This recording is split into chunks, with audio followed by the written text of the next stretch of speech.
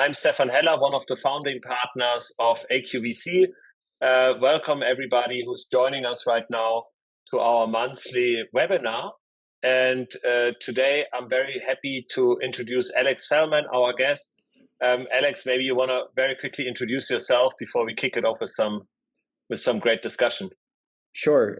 Yeah, I could do a pretty long intro, but I'll try to keep this short. My background, or let's say one of the strong hats I wear, is I'm a general partner of my family office, Felman Family Office. I've been involved for the last 10 years.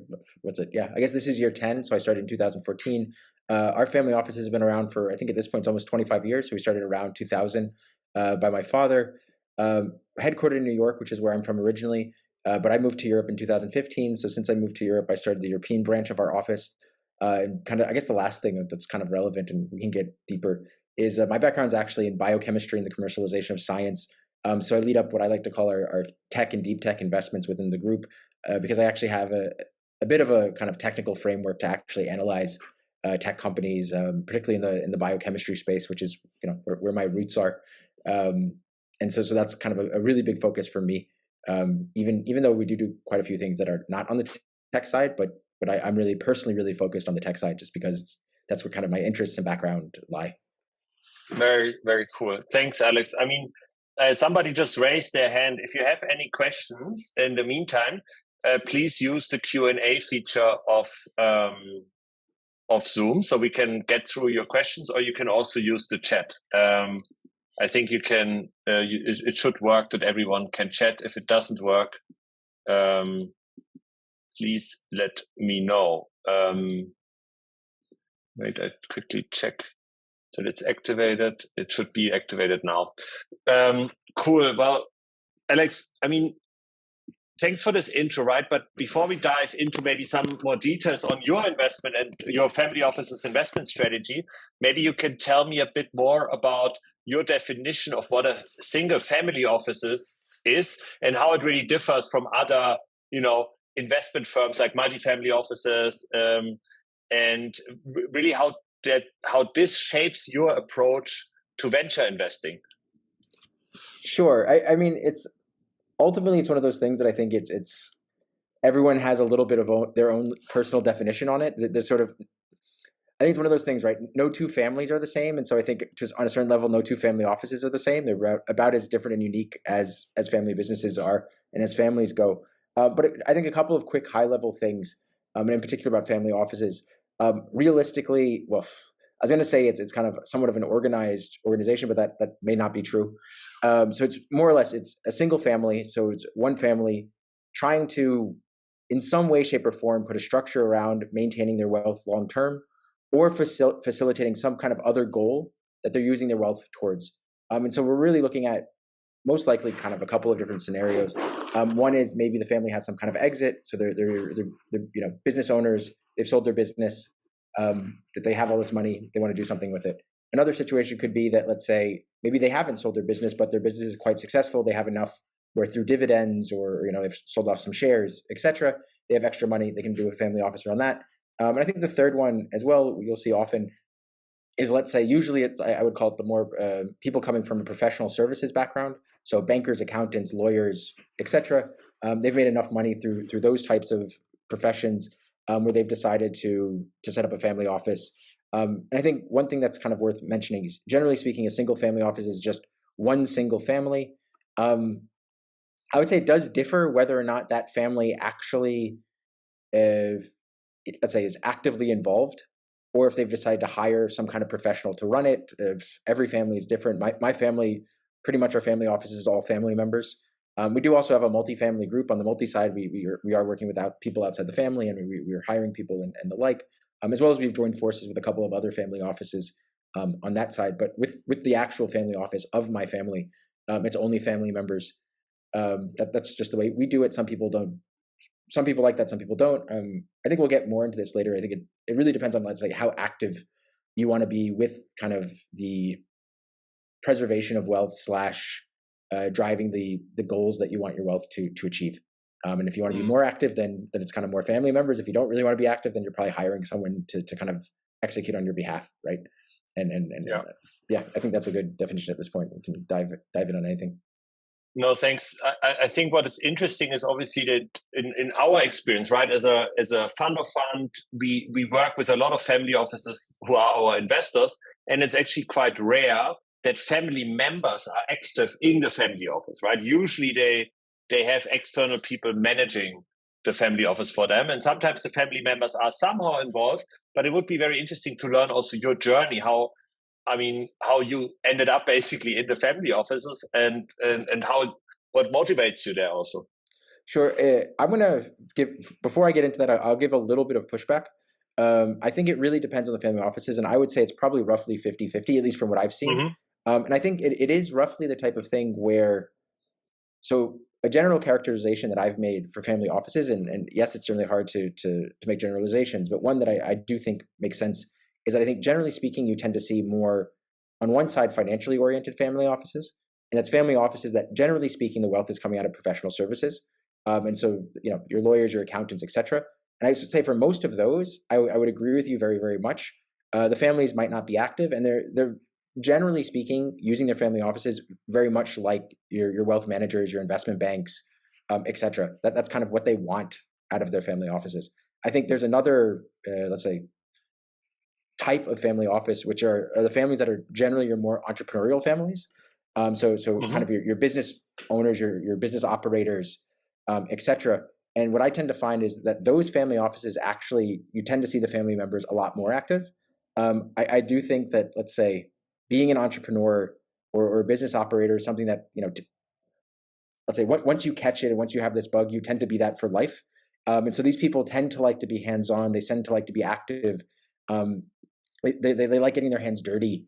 And I think for those people, they tend to be very, very active within the family office. And I think that's very much both my family. It's one of those things I didn't realize till I was older. But my family has kind of always been somewhat entrepreneurial. Before my dad started the family office, he had his own sports entertainment marketing company. Before that, he was kind of the head of his own law firm. And this is kind of how he got into the space.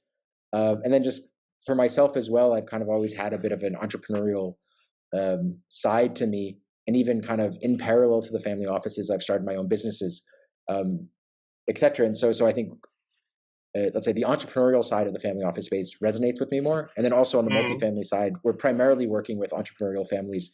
And actually on our multifamily side, we're actually much more like a corporate venture capital as a service for these families. So we're actually really looking for strategic transactions that feed into their core businesses. And as you could probably imagine, with more entrepreneurial family offices, actually, for them, a significant portion of their wealth is usually, assuming it's still active and they're still involved, tied up in their core businesses, right? So that's kind of the main driver of their long-term wealth are these businesses.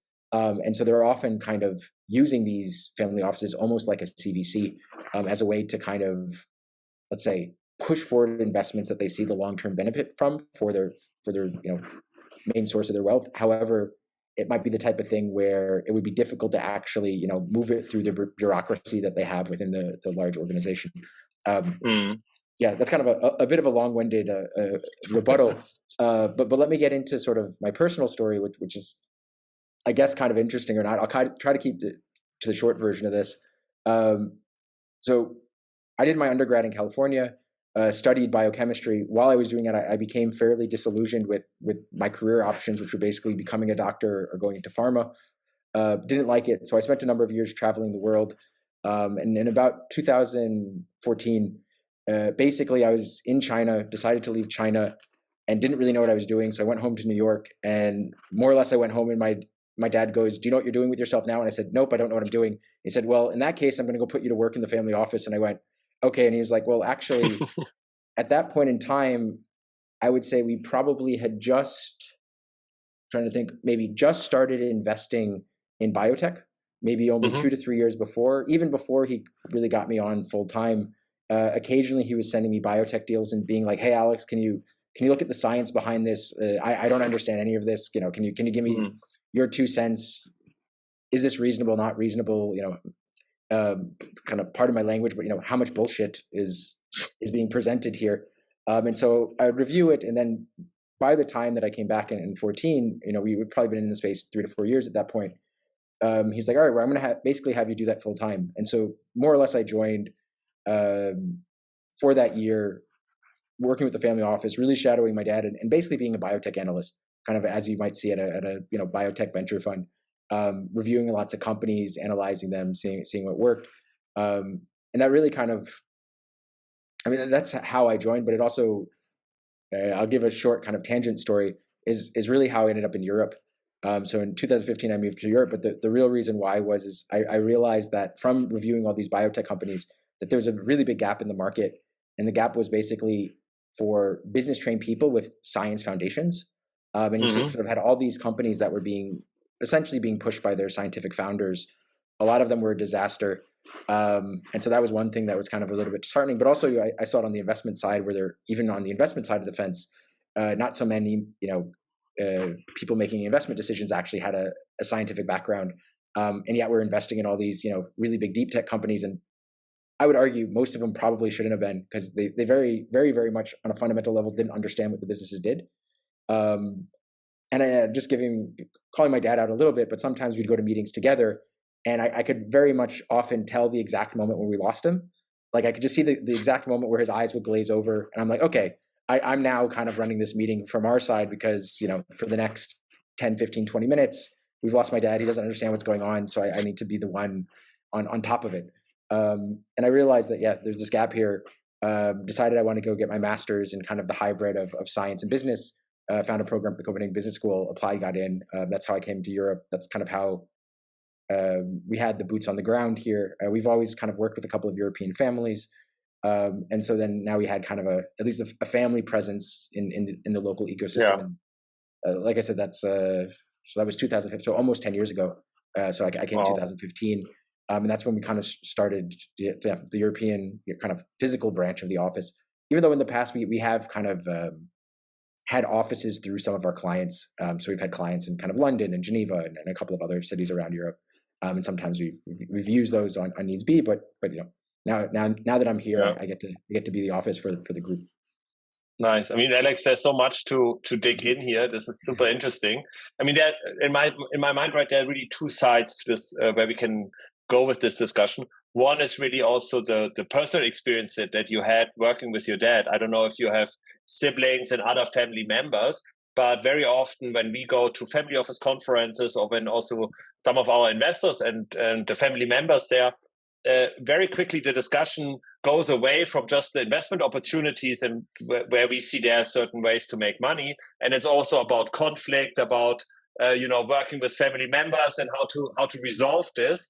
I don't know, how was it for you working with your dad suddenly, and other family members, where you really had to find your own ground? I mean, you're very specialized, right? So I think it's definitely an interesting area.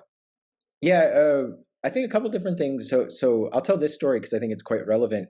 I think my transition into the family office was actually fairly seamless, and I think one of the things about it, and one of the reasons it was so seamless, is, let's say, from day one, there was a very, very obvious way for me to provide value to the family office, and there was kind of a very obvious, like, we have this need, where your expertise would actually help us with this need, and so it became very, very easy for me to transition in.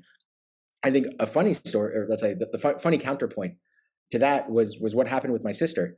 And before even I tried to join the family office, my dad tried to get my sister to join the family office. And I think he probably, I don't remember exactly, and this was before I joined, so this must have been 2012, 2013. And I think she must have been, I think probably what happened was probably a similar thing. I don't know for certain, but I would imagine it probably went down like this, is that I think she probably came home from college, didn't know what she was doing with herself. My dad tried to do the same thing with her, and she lasted 1 month. And I think part of the reason she lasted 1 month was, I don't think there was, let's say, a plan with her, or they didn't really have somewhere to plug her in. They didn't really know how to use her. And so she didn't really see the purpose of being involved and engaged with the family office at that time. And I think funny thing is fast forward, let's say, from that point in time, roughly 10 years to, I don't know, 2 or 3 years ago, I think my sister now suddenly kind of found a bit more of her way in the world. She's younger than me by about 4.5, 5 years. Found a bit of her way in the world. Had been actually doing real estate investment, kind of buying land and flipping it. That kind of got her the idea of, like, maybe I should become a real estate agent. So she got her real estate license. Now she's working as a professional real estate agent. And guess what happened? lo and behold, the family office comes back and said, hey, do you want to get involved with the real estate side of the family office? And now my sister's involved, right? And I think it's one of those things, and I know this wasn't exactly your question, but I might as well throw it out there, is I think when you're dealing with kind of multi-generational family members, let's say what I've seen that works and doesn't work is basically like, if you have a direct role for the younger generations and you can see where they can fit in, I think it generally works.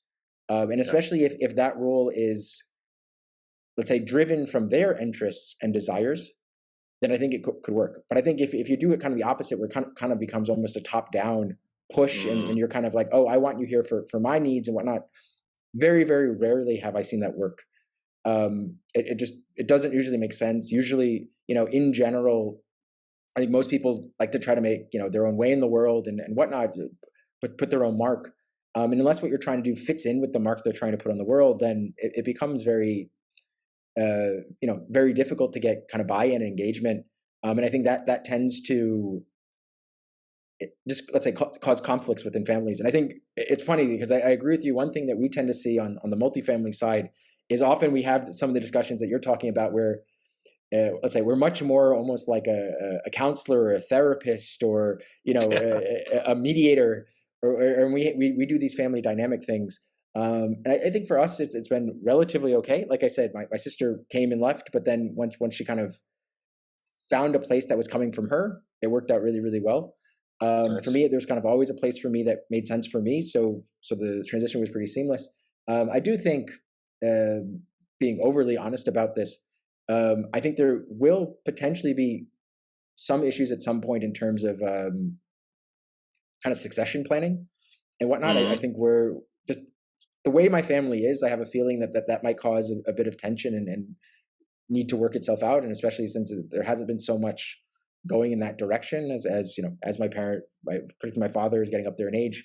So I think that might become the point of interest of kind of what we're talking about here.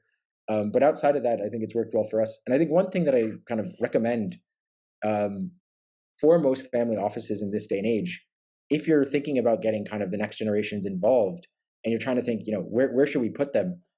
I think venture and tech is a great place to put the next generation. And really, realistically, especially with things like social media, AI, all these things, generally speaking, the next generation tends to be the most on top of these trends anyways. So they're more or less kind of the most equipped and ready to kind of deal with these types of technical issues. So I would argue your family office probably needs to be in the tech space anyways. And you probably want the best people there. And most likely the next generations are probably the best people for you to put in these positions. And so I think it just becomes a really, let's say, great way, let's say, to engage them, but to engage them in a way that provides value for your organization, and a great way for you to kind of, let's say, have a foot in the door for the future of as things move forward, which at least in my opinion should be part of the point. And one of the things that I say in the multi side is that I kind of use my background in tech and sciences to use innovation as a way to preserve wealth, right? And I think innovation can be a long-term way to preserve wealth. Nice. Well, I think you're already giving this the sort of second topic I want to touch on, which is obviously, we are a VC fund of fund, focused on early stage venture. So obviously our passion is in that space. And what you've described around the family offices, where very often the next gens that are moving in, they want to actively invest into tech. But there are different segues, different routes to that, right? There's, there's a lot of different ways you can take tech investing, but not all of them, have the same capabilities. Some are very risky. What is sort of your experience there in VC investing, which can be inherently risky? And what would you also tell other family offices who are just starting out in investing in tech and venture? Sure. I mean, so one of the things that I would always say, and I think it kind of strongly depends on where you're coming from and what your background is. One thing that we've seen both on our side and with all the clients, it's generally speaking, people are investing in what they know. And I think one way of doing this sort of becomes like, okay, what is your background? What is your family's areas of expertise? Where do you have business relationships, networks? et cetera, et cetera, et cetera. If you can, pinpoint these things, then realistically, I would argue all those things give you you can essentially leverage all those things to give yourself an advantage and then kind of invest in those areas. So simple things. So we work with like about six to eight agricultural families. So ag tech is a very obvious area of investment for them. They understand the industry. They have the contacts, very much so, especially if you're an active operating family, you can actually leverage these businesses and sort of de-risk them by giving them opportunities either as pilots or customers or become distributors. So that's one thing, right? So I think the first thing, to your point, is like, okay, understand who are you, and what are your strengths, what are your weaknesses, and I would start there. Are there special areas in industries that you have expertise, so on and so forth. So doing that. So I think that's one. I think the second thing, right, is what is your goal with this family office? I think a lot of people forget this step, and I think that kind of ends up, let's say, causing problems down the road. You're not setting solid foundations. And I think one of the big things that people mistake is, I think, in general, often we talk about value. Most people are only tend to talk about financial value. And that, especially when we talk about finance, we're usually thinking about financial value. But very much so, another thing that comes into play a lot, and I think particularly with family offices, is what I'm generally calling emotional value. Emotional value can be a very, very big thing. And it's something that I don't think is, let's say, emphasized enough. Let's say if you are not, as a family office, if you're not active about, let's say, defining what's important to you on an emotional value side, then the default is we're essentially going to ignore that and only focus on the financial value of things. And so I think that's a different place to start is what are the areas that you really care about? And another way of looking at this as well is essentially, the way that I see it is, when you make an investment, you're essentially voting on the future that you want to create on scale, right? It's kind of the same way we say you vote with your dollars, but now you're voting with your dollars on scale. And you're really actually saying, especially if we're talking about tech and venture, right? Whether or not you invest in a company really says whether or not that company exists in the future. That to a certain extent is the statement you're making. So the question becomes like, okay, what is the future you want? And what are the things that you really care about and want to see in the future? And start making investments in those areas. And I think that's one part. I think from there, kind of what you start to do is you start to go like, okay, from there, like, do we actually have the expertise in these areas to make intelligent solutions? Yes or no? If we do, it's a much easier thing. Then realistically, probably what you're going to do is make direct investments in the space. I'm probably not going to touch as much on that because I think that's actually the easier pathway. Is sort of, if you're an expert, you want to do it. I guess the last piece is, do you want to be active? Do you want to make this a significant part of your life and your lifestyle? Assuming the answer to those questions, yes, it's pretty straightforward. You get active, and most likely, and I would say we fall into this category, most likely, and I see a lot of families like this, you're probably going to be making a lot of direct investments, and then occasionally you're going to make fund investments in very specific areas to complement what you're doing on the direct side. Basically, if you see that there's a value, if you see someone can do it better, faster, cheaper, if you see that you want to gain knowledge, you'll work with someone else. But if you believe you can do it yourself, you'll probably do it yourself. So I think that's the easier situation. I think for a lot of people, right, you might be missing one of these things, and you go, okay, I want to do this, but I don't necessarily have the expertise. And I think there's sort of, let's say, two-ish scenarios here. Let's start with the most broad scenario. You go, I want to make investments in venture, but I don't know at all what I want to do. If that's the case, what I would probably recommend is working with fund of funds. And realistically, the whole point of it is to essentially learn what it is that you want to do, learn about the industries that you want, that excite you, learn the ones that you're passionate about, you learn about the ones that you want to see in the future. And then basically you get to see industries on scale, and you start to go like, oh, I like this one, I don't like that one.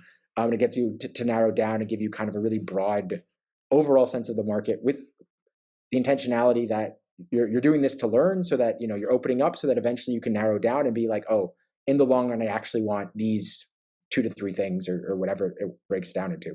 If you actually really know kind of where you're focused, but you still don't feel like you have the skills, probably you would do the same thing, but with, a more specialized fund. And you can really learn from, whatever it is. Maybe it's biotech, maybe it's ag, maybe it's AI, SaaS, whatever it is, right? It doesn't really matter, but you're kind of doing the same thing, right? Is you're investing to learn, working with some of the best, building some of the relationships, which I think is another thing that can't be overlooked, right? Is if you look at a tech company, they have this long lifestyle. One investor, generally speaking, is not going to be able to support them from beginning to end. You're going to have to work with other investors along the way. A great way to build up the network and whatnot is to invest in funds, and you start to build up these relationships, and that can bear fruit at some point in the future when you actually are looking for either pipeline or co-investors or follow-on investors or whatever it is that you're going to kind of need within the strength of the journey. Yeah, makes a lot of sense. I think there's not one size fits all, right? And it's also a lot of these strategies are complementary to each other, right? When families come out of a business environment where they were in, they may have been in software. We have seen multiple families that were in the software back in the 70s and 80s, right? So the parents started very big old school software companies, so they definitely know tech. But now next gens are moving in. Now the whole game has changed to traditional on-premise software. And so there's another layer of network and expertise that is required, where often VC funds and fund of funds can be very helpful, but also other family offices that are more experienced in that ecosystem. So we do see that there's also more and more networking and co-investment and syndication between family offices, which is actually very interesting when you look at it from a later stage and growth stage perspective, where family offices can actually be a very attractive alternative to traditional VC funds. Now, maybe let's talk a little bit about your investment process, because we also got that question. What is sort of your normal due diligence process for startups and funds, right? Because you invest in both. So what is really important for you when you're considering an investment decision? Sure. So I think for us, and the way that we look at it, first, we're kind of at any given moment, I have a set of mandates that I'm trying to execute on. So that's kind of one of the first things is does this investment kind of tick one of the boxes for one of my mandates? Giving an example right now, on the family office side, my core mandate right now is renewable fuels. The easiest thing right off the bat is this a renewable fuels investment? Yes or no? It's really straightforward, because I think a lot of people approach family offices and kind of think because we have money, we invest in everything. And I would say, realistically speaking, that's very rarely true. You might see some that are kind of really broad stroke investors. And I think particularly you might see that a bit more on the more financially oriented family offices, where they're kind of, let's say, less specific about areas of expertise and kind of more just pure financial returns driven. But for us, that's kind of the starting point is this meeting one of our core mandates right now? If it is, we'll continue. If not, it's pretty much an immediate no. We're not really looking for opportunistic. Our mandates are changing enough over time that we see what's relevant. And so that's kind of really our starting point. From there, it somewhat depends on whether or not we're talking about startups or funds. I'm trying to think of where I want to start first. Generally speaking, for us, we're looking at slightly more later stage. Let's start with companies first. We're generally looking for slightly more later stage with companies. So we're looking at kind of Series A and later. Part of the reason is we're trying to put these companies directly into some of our parent organizations. We're really looking for something that's not going to screw up anything with the parent organization. So think kind of like a corporate. That's not necessarily always at Series A, but we kind of use Series A as a relatively good marker. To get to Series A, on the whole, usually you have a product that's working and won't screw things up for other organizations. And so that's kind of one of the things. But for me, one of the big things that I would say that I'm always looking for is I consider team to be really, really important. But what I'm always sort of looking for is like, what is the team's logic? How are they thinking? I look at the decks and I use the decks to kind of understand, like, okay, what is their thought process around this? Because I think at the end of the day, right, I think every company it's a very, very difficult, really complex problem. And I actually think it's more complex than any human being can actually figure out to develop a company. And so the question sort of becomes is, okay, I need to trust that the founding team has the right way of looking at problems, that I believe they'll be able to figure it out. And I think it's kind of amazing that often I think like a scientist. So when I look at decks, I often go, okay, what is the hypothesis of this deck? That's kind of what I'm always looking at. And I think realistically for me, the hypothesis of every startup deck should be something to the effect of, there's a problem. We know how to solve this problem. And if we solve it, someone will pay us. Like every hypothesis of everything should be something like that. And I find it's absolutely amazing that I would say 80+% of all startup decks that I see can't clearly articulate like that simplistic thing. They either can't easily show who their customers are. They can't easily show the problem. Who is this a problem for? Are they actually willing to pay? Like one of those variables is unclear. And that's always gives me a bit of it's a bit of a red flag and gives me pause. I think another thing as well is, at least one of the things that I think about is I want to sort of get the idea that, let's say, the startup founder has thought about this way more than I have. Because ideally, right, it should be, this is what they're spending all their time, energy, and effort on. On the whole, right, even though I see a lot of different things, I'm very much not an expert in everything. I don't have the time to really deep dive in every single market. But I definitely see it as a red flag of, if there's something obvious that I can see within like 10, 15, 20 minutes, that is obvious that have been overlooked by the founders, that seems to be a red flag for me, of just like, wait a second, like, I don't really know your business or your industry, but like I can pretty quickly see that this is off. You should be spending all your time on this. Like, what's going on here? And for me, again, I take that as a sign that something is off in the way that they're thinking about this and the way that they problem solve. Go ahead. I think, don't you think this also applies to funds, right? You now described it a lot with startups, but I've seen, we get about 20 to 30 funds per week inbound to us. Some of them completely out of the scope of our investment strategy. And they could have Googled us once and they would have known that this makes no sense. But, being like thesis driven, having a hypothesis, doing your homework, a lot of these things are kind of universally applicable to anybody who is fundraising. I 100% agree with you. I think let's say the way that plays out for funds is a little bit different. But I'm with you. There's a lot of things that kind of map out. I don't think it's an exact one-to-one, but I think you see a lot of these things, and 100% I'm with you. For example, and it would be the same things with the companies, right? In general, I would argue let's back up for a second. One of the things that I do on kind of the more community side is I talk to people about how fundraising is like sales. And one of the things that you would generally do in any type of sales situation is you would pre-qualify your leads. And I would say, generally speaking, startups tend to be better about pre-qualifying their investors or potential investors. Let's call it investor leads, and kind of seeing that, like, oh, is this investor a good match? Yes or no? I would argue on a different case, fund managers and GPs, emerging managers who are raising funds, tend to be way, way worse at pre-qualifying their investment leads. They just don't tend to be doing it. I don't know. I get so many messages, kind of like you, probably getting good 20, 30 messages a week. So many messages of, hi, I have this fund. Do you want to talk? Like literally, that's the entire message. Hi, I have XYZ fund. Do you want to speak? Nothing about like whether it's a good fit for me. Just, do you want to speak? It's just like, generally speaking, honestly, I probably ghost most of those messages. Occasionally I'll give them a no, but it's just sort of like, yeah, you haven't looked at it. I'm actually fairly open. It's on my LinkedIn of what I'm exactly looking for. Very, very often it says, oh, we're a fund that's not in what I'm looking for. And just like you said, you could have literally looked at my profile and see what I'm looking for. And you're not doing any of this pre-qualification. And I think you're right. It's connected to what I said before. It's are you doing your homework?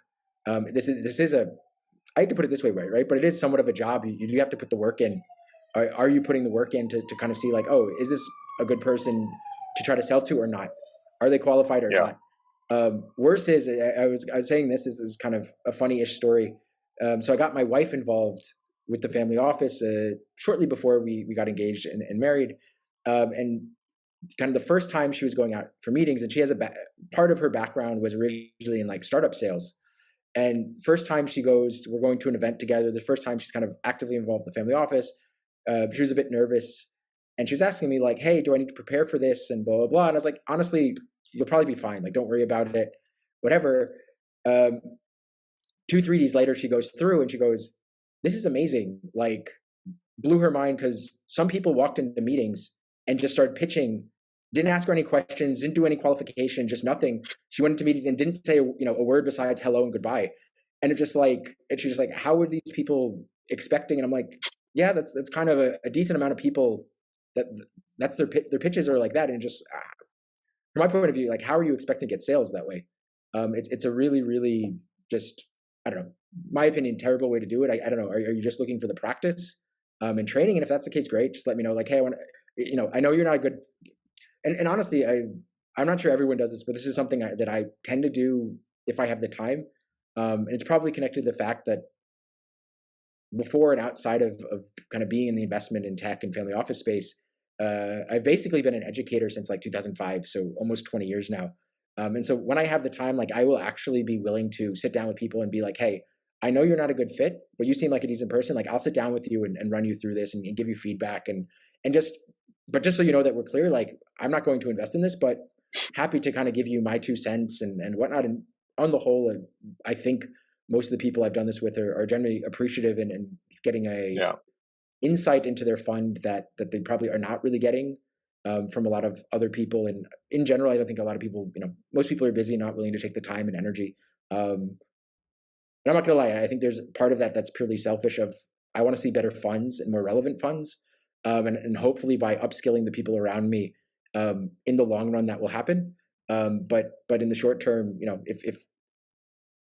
if the person on the other end seems like a decent person, seems to be willing to listen and take feedback and be somewhat coachable, I'm not all the time, because I get a lot of inbound, but occasionally I will do some amount of feedback.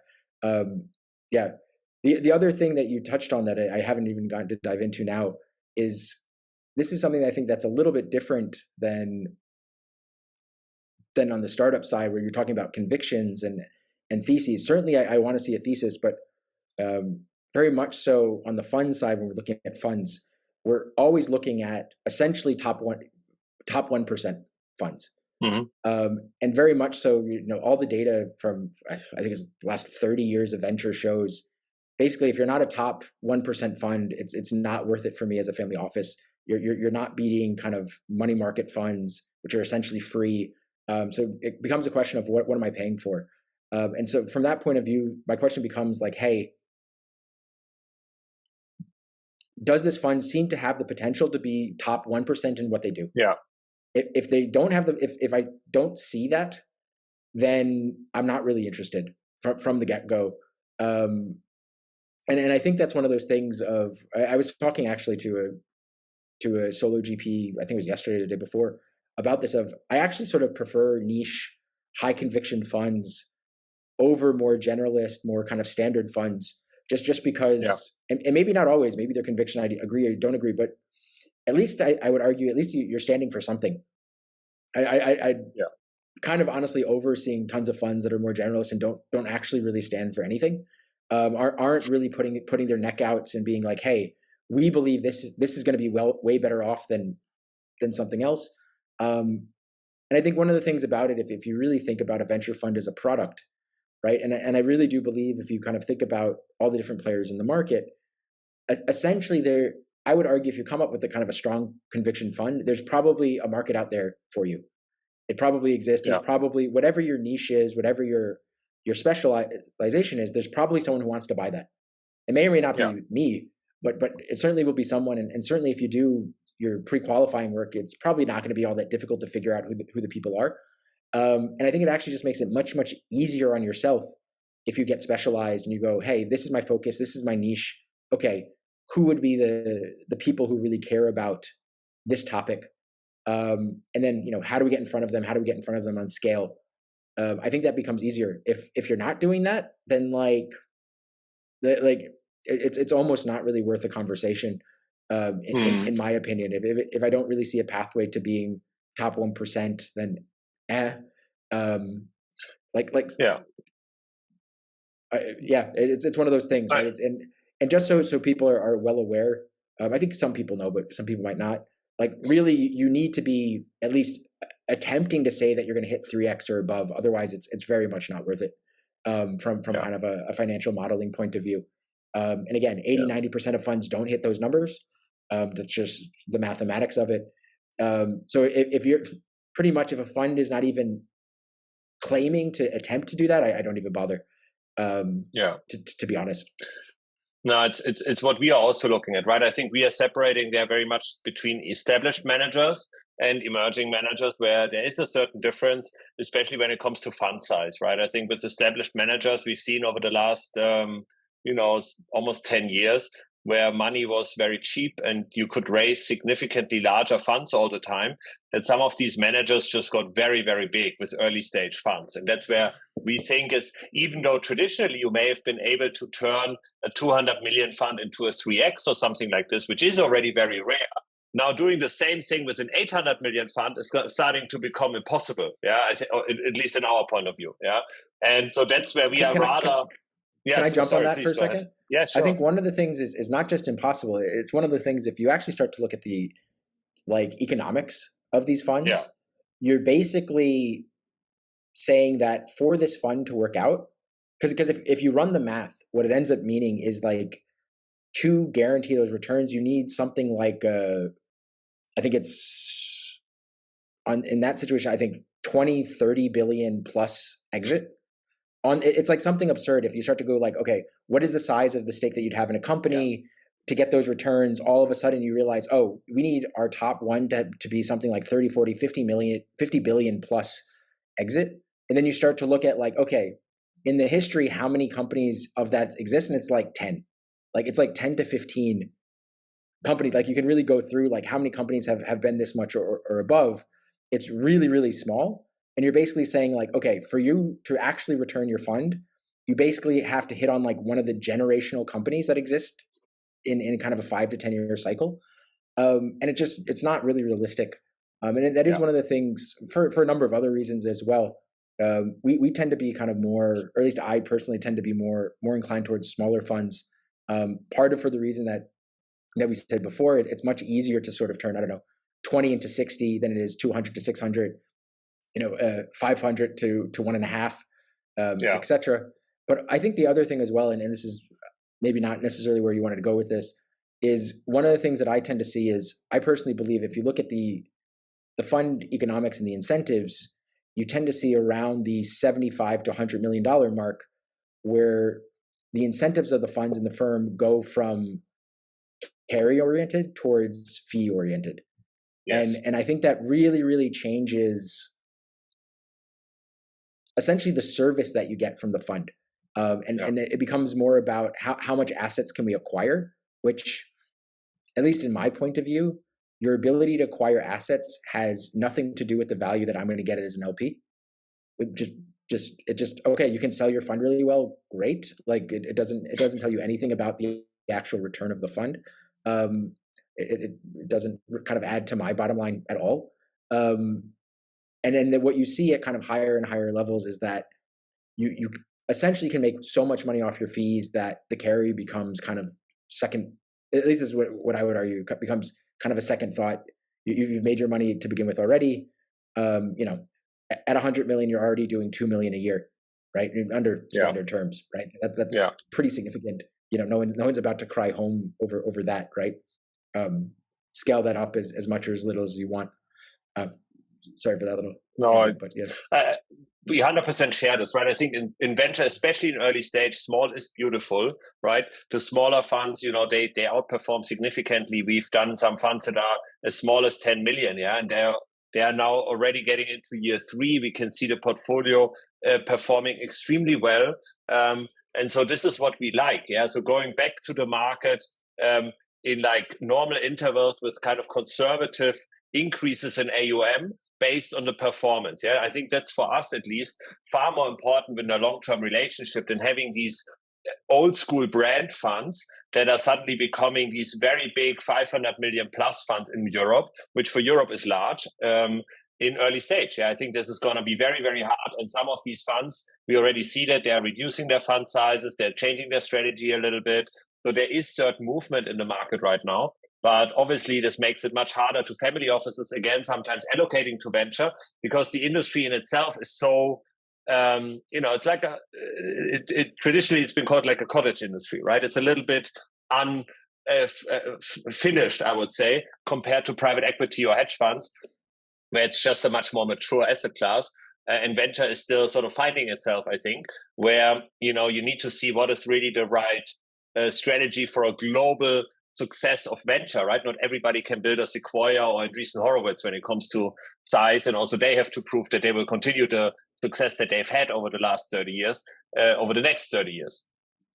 I think there's two things that I want to touch on for what you said. One of them that I notice as well, and I often feel like the funds don't realize this, right, is not all strategies work at all levels of fund size. And generally speaking, as the fund scales, at some point, they're actually going to have to come up with an entirely new strategy. It just sort of whatever they were doing, especially if you're talking, because let's say what you often will see, right, is that, let's say, funds might start towards the earlier stages, and as they grow, they'll kind of work their way later and later and later. Yeah. And the same strategies that are working at the earlier stages don't really work at the later stage.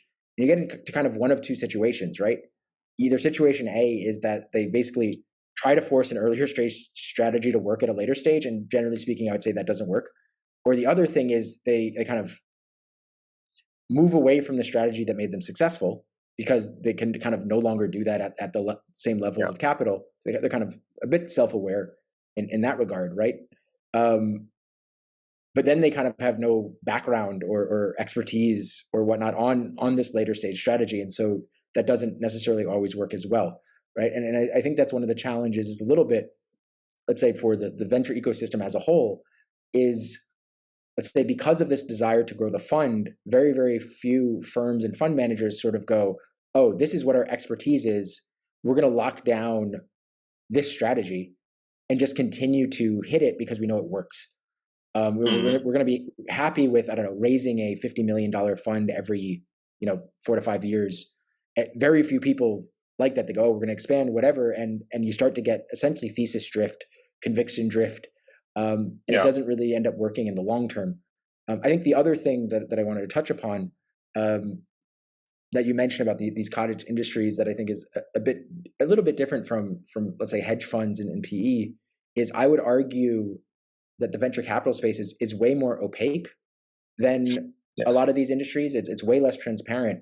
And I think because of that, you're essentially, what I would argue is GPs are not, because they believe that they're competing against each other, they're not sharing what they're doing. And so basically, as a whole, the industry is not learning from each other.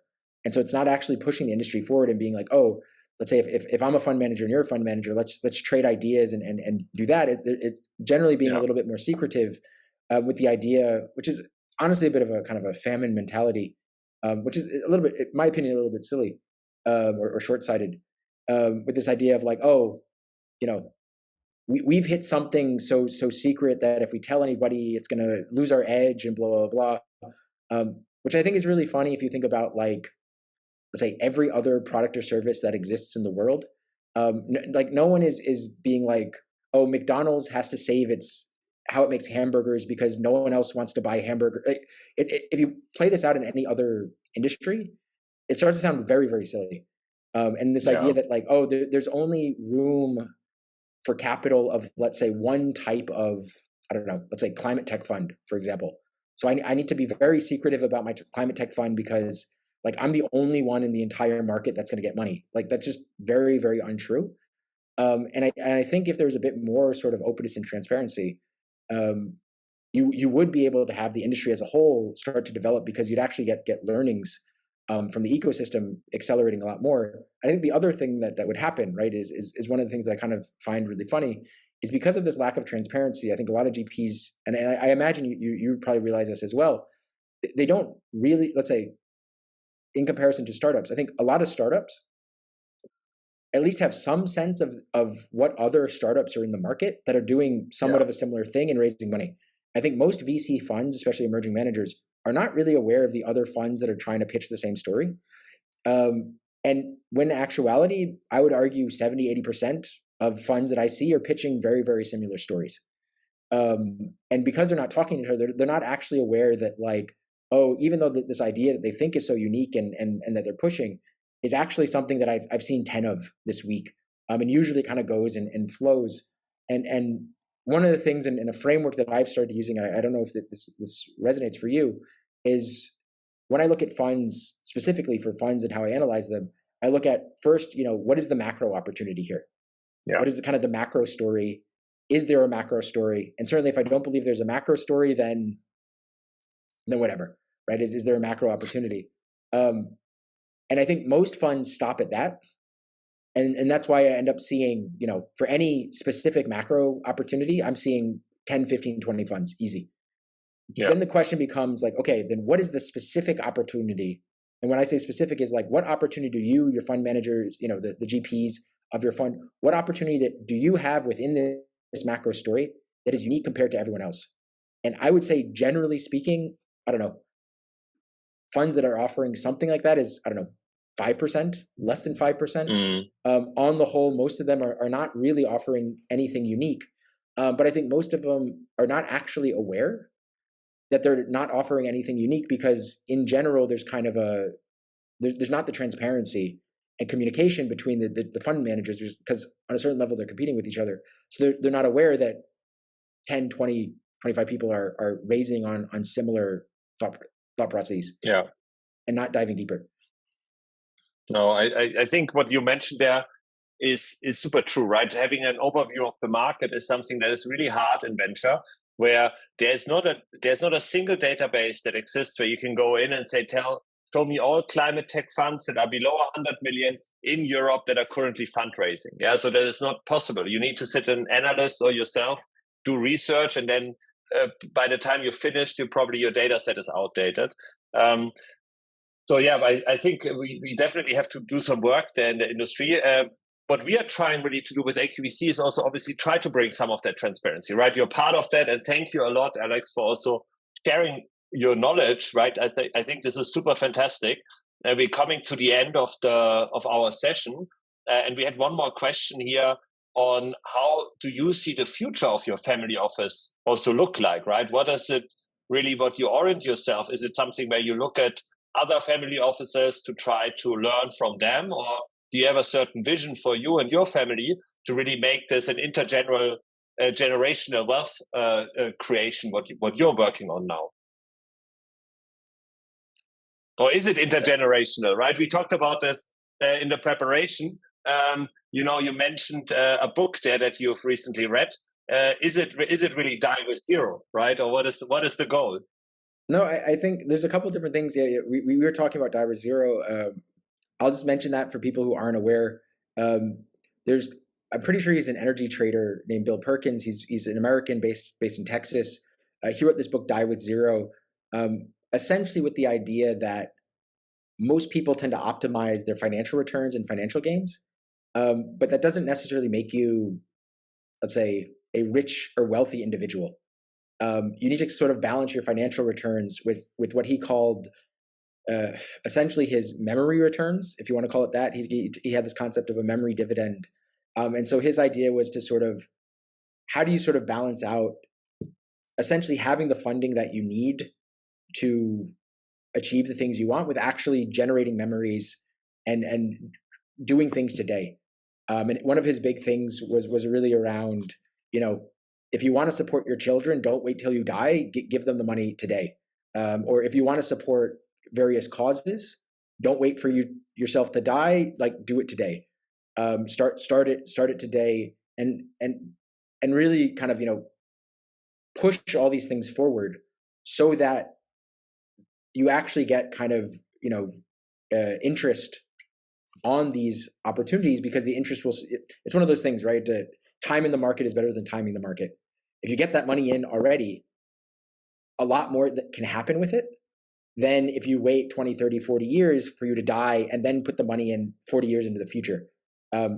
Even if you're putting in way less today, the compounding consequences of those actions will probably almost definitely be at a much higher point in the future. And so that's definitely something that on a personal level, I am somewhat thinking about of how am I balancing of say achieving the things I want, supporting the causes I want, creating the future that I want, with kind of ensuring that, let's say, there are enough financial resources to achieve those things, right? Which is kind of the financial side of this. A different question of what this looks like moving forward. It's a really good question, because at least for us right now, family office is still kind of under the patriarch, so under my dad. The next level is me and my sister. There hasn't been necessarily almost any conversations of what's going to happen post. I think one of the things, at least now, we'll have to see long term, but I think one of the things now that I think will make this easier is me and my sister have actually a very, very strong relationship with each other. We're extremely, extremely close. I would imagine that hopefully that, let's say, when it becomes the time of talking about succession and how we're involved and all these types of things, it'll make those conversations easier.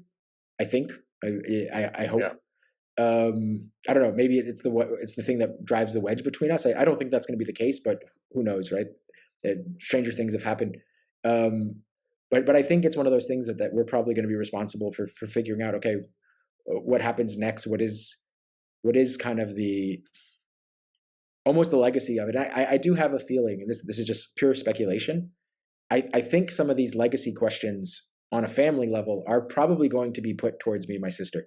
I have a feeling that is something that is not going to be done, at least in a systematized manner, for my dad. It just doesn't seem like that's his style, so to speak. And so I think that some of those questions are going to come to us a little bit more, to figure out, like, okay, what do we want as the long-term legacy of this family, of the family office? Yeah. How does that play out? And I think it's still relatively early. I'm kind of aging myself. I'm in my later 30s. My sister's in her earlier 30s. So there might be a little bit of time to sort that out. Like I said, my dad's not retired yet. And so, yeah, I don't know. That's the best way that I can answer that question at the moment.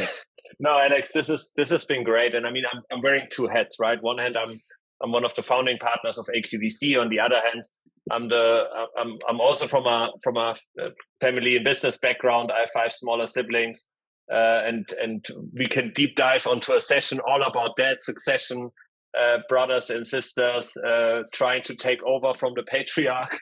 There's a lot of things to discuss there. But this session was fantastic, Alex. All right, so I really wanted to thank you. Thank you for having me. Unfortunately, we are already at the end. Yeah, and thanks a lot to all the great questions. Unfortunately, we couldn't answer all the questions. If you have any feedback to me, please feel free to reach out. I put my email in the chat. And thanks again to Alex for joining us. If all of you want to receive a recording, we are also sending out a recording of this afterwards. And hopefully you can join us again in one of our next webinars. And maybe Alex and I will do a part 2 hopefully soon. No, if you want to do a part 2, glad to be there. And just want to thank everyone from joining. And if you have questions for me directly, add me on LinkedIn. Should I drop that? I might as well drop that. Give me half a second. Yeah, sure. Drop your LinkedIn link in here, but be careful what you wish for. Yeah, I know. I know how it is. But yeah, I'll drop my LinkedIn in chat. So yeah, like Stephan said, if you have questions that weren't answered and they're for me specifically, please reach out. Like I said, I'll try to answer them as much as I can. And yeah, thank you everyone for listening. Thank you for having me. And this is great. And like you said, I'm open for round 2 if you want to do another round. So just let me know. Thanks, Alex. Speak soon. Thanks, everybody. Bye-bye. Thank you.